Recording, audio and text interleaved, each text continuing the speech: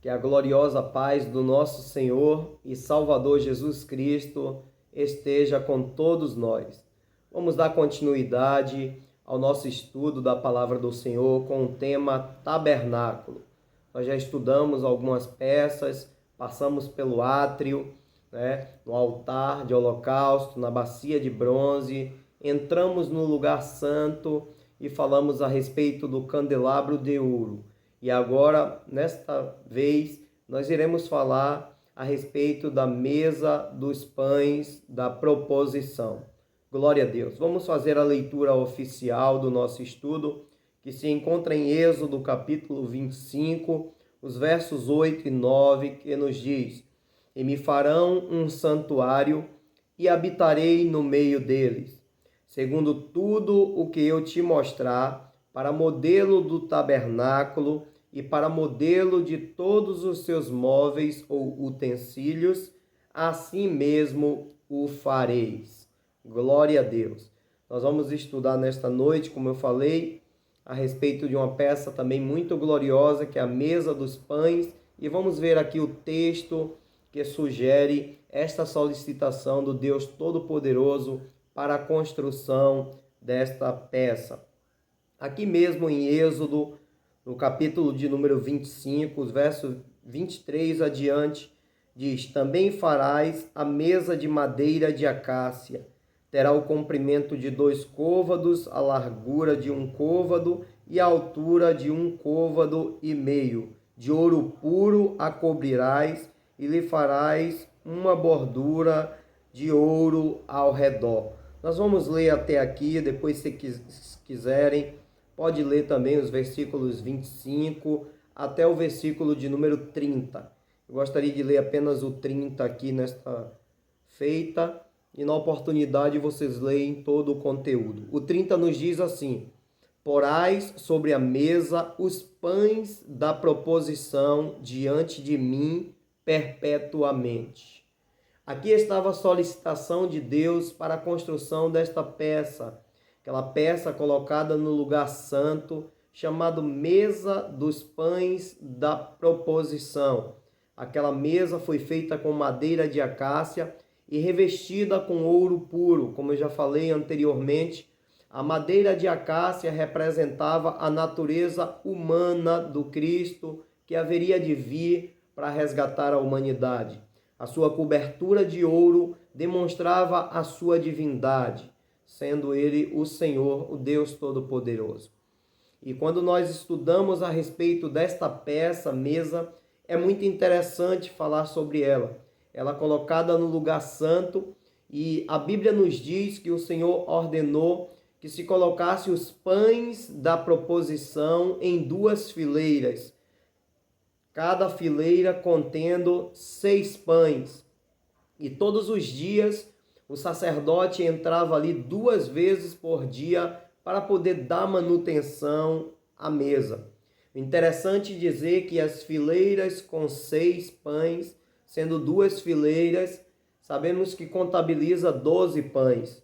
Se 12 representa não só as 12 tribos de Israel, como apontava também para o apostolado de Cristo, que eram 12 apóstolos que estariam com o Senhor para poder fazer a obra aqui nesta terra.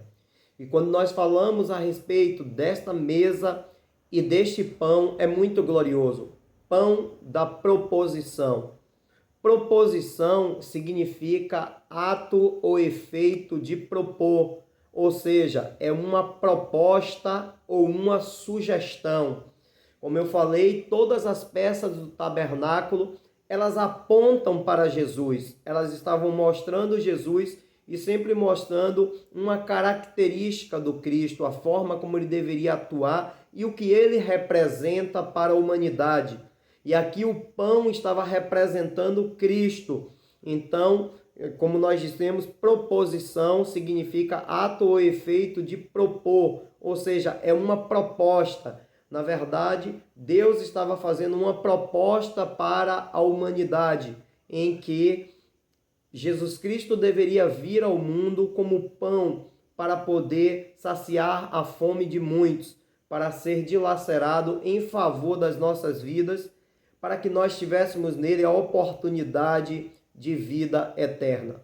Nós vamos estar meditando em alguns textos bíblicos nesta noite muito gloriosos e Deus irá falar fortemente ao teu coração. Vejamos aqui, Levítico, capítulo de número 24, vamos ver o versículo de número 5 e 6, que nos diz assim: também tomarás da flor de farinha e dela cozerás 12 pães, cada um dos quais será de 2 dízimas de uma efa, e os porás em 2 fileiras, 6 em cada fileira, sobre a mesa de ouro puro perante o Senhor. Na verdade, o Senhor estava ordenando, como eu tinha falado anteriormente, que se fizesse esses pães e fosse colocado ali em 2 fileiras de 6 e deveriam colocar na mesa perante o Senhor. Era interessante porque esses pães eles teriam que ser substituídos todos os dias, 2 vezes ao dia. E no dia de sábado ele teria que ser comido pelos levitas, sacerdotes, que zelavam pelo templo, e eles teriam que ser comidos ali na presença do Senhor. Isso traz uma simbologia muito forte para as nossas vidas. Primeiro, representa Cristo como pão vivo que desceu do céu para poder nos alimentar. E também representa a palavra de Deus, que precisa ser o nosso alimento diário, ao qual nós precisamos fazer da palavra um alimento que nos sustenta e nos fortalece todos os dias, para que estejamos de pé na presença do nosso Deus. Vejamos aqui mais um texto bíblico que se encontra no Evangelho segundo escreveu João, capítulo de número 6 e o verso de número 35. João 6,35 nos diz assim: declarou-lhes, pois, Jesus: eu sou o pão da vida. O que vem a mim jamais terá fome, e o que crê em mim jamais terá sede. Então Jesus ele se declara como sendo o pão da vida.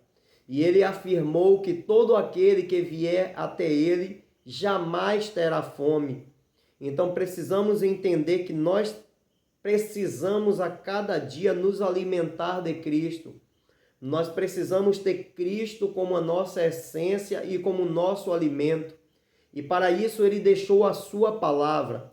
Cada vez que nós examinamos a palavra de Deus, nós estamos nos alimentando. E assim estaremos nos fortalecendo para poder ficar de pé diante das adversidades que surgem em nossas vidas.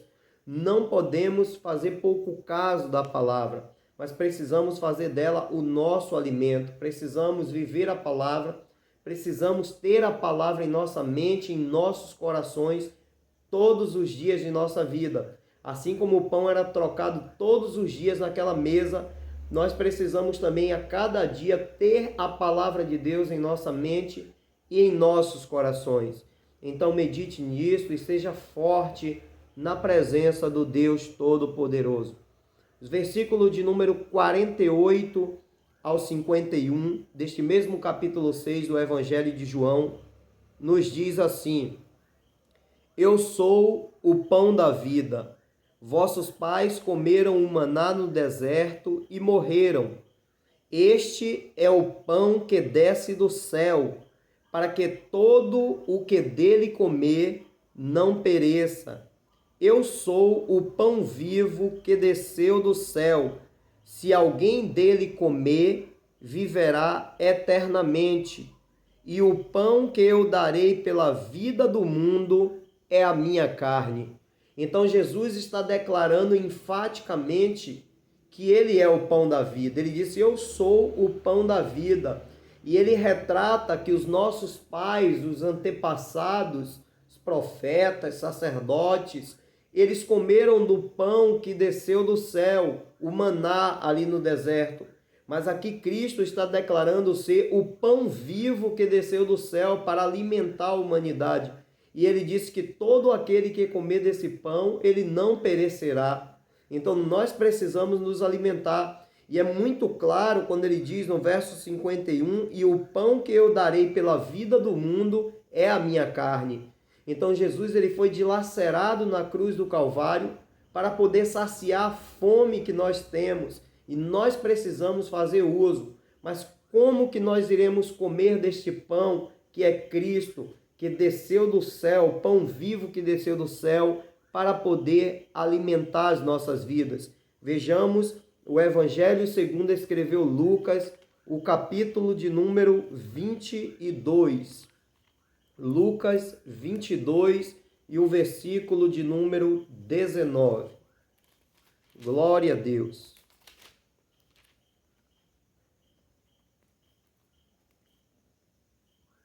Nos diz assim: e tomando um pão, tendo dado graças, o partiu e lhes deu, dizendo: isto é o meu corpo, oferecido por vós, fazei isto em memória de mim.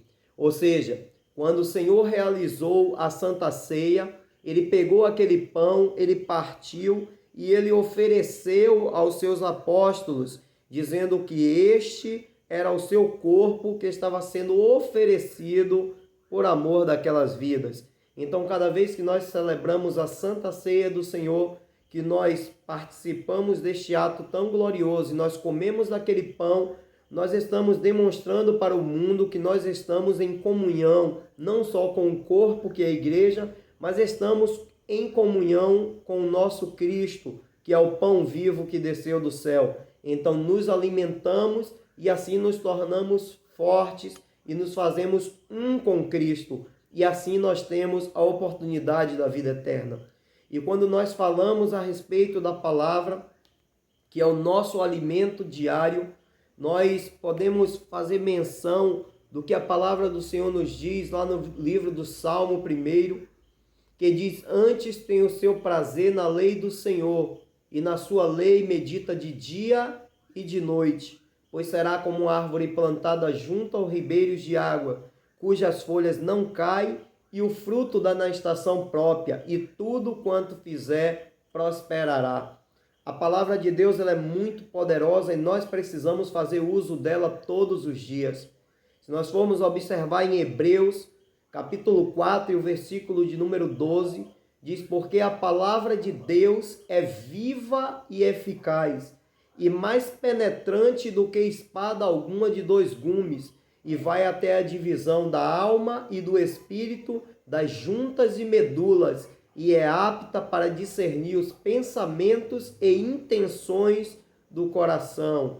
Glória a Deus. Então logo nós entendemos que a palavra de Deus ela é viva, porque a palavra é o próprio Cristo, é o pão vivo que desceu do céu, é o nosso alimento. Então nós devemos fazer uso da palavra, nós devemos nos alimentar para que nós estejamos fortes. O que eu posso dizer para você nesta noite, que todos os dias nós nos levantamos, tomamos café, no meio-dia nós almoçamos e à noite nós jantamos. São 3 principais refeições, fora os intervalos para uma merendinha.